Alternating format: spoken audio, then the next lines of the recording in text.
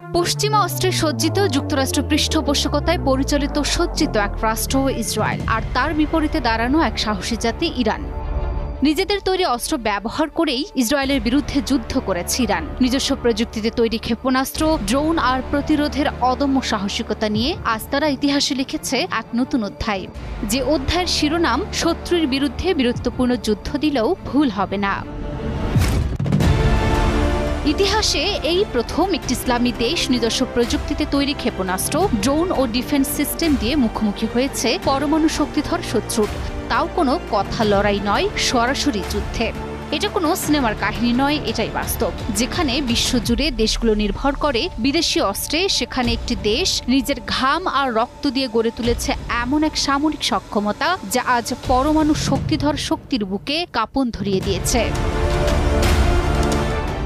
বিগত দশকে মুসলিম বিশ্বে যখন জ্ঞানের চর্চা কমে আসছিল, তখন এই দেশটি চুপচাপ গড়ে তুলেছে নিজেদের রাডার, ড্রোন, লং রেঞ্জ ক্ষেপণাস্ত্র এবং অত্যাধুনিক বিমান প্রতিরক্ষা ব্যবস্থা, যা একসময় কেবল বড় শক্তিধর দেশগুলোর অধিকার ছিল।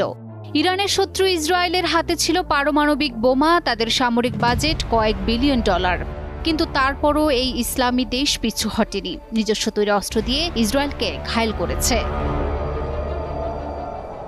আর ইরানের সেই বীরত্বের গল্পকে এবার কুর্নিশ জানালো তাদেরই এক ঘনিষ্ঠ মিত্র ইয়েমেনের হুথি বিদ্রোহী গোষ্ঠী। হুথি গোষ্ঠীর মুখপাত্র মোহাম্মদ আব্দুল সালাম এক বার্তায় বলেন, ইরান স্বাধীনতা, মুক্তি এবং ফিলিস্তিন ইস্যুতে সমর্থনের জন্য যে 12 দিন ধরে ত্যাগ স্বীকার করেছে তা নিঃসন্দেহে প্রশংসনীয়।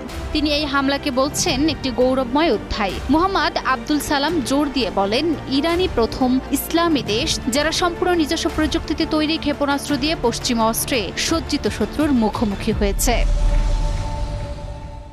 তিনি আরো বলেন, এটি শুধু ইসরায়েল ও তার মার্কিন মদতপুষ্ট অবস্থানের বিরুদ্ধে যুদ্ধ নয়, বরং সেই সব পশ্চিমা দেশের বিরুদ্ধেও যুদ্ধ যারা ইসরায়েলের আগ্রাসনের পাশে দাঁড়িয়েছে। হুথি মুখপাত্রের ভাষ্যমতে, ইরানের এই বীরত্বপূর্ণ প্রতিরোধ পুরো অঞ্চলকে একটি বার্তা দিয়েছে, সামরিক আগ্রাসনের মূল্য দিতে হবে।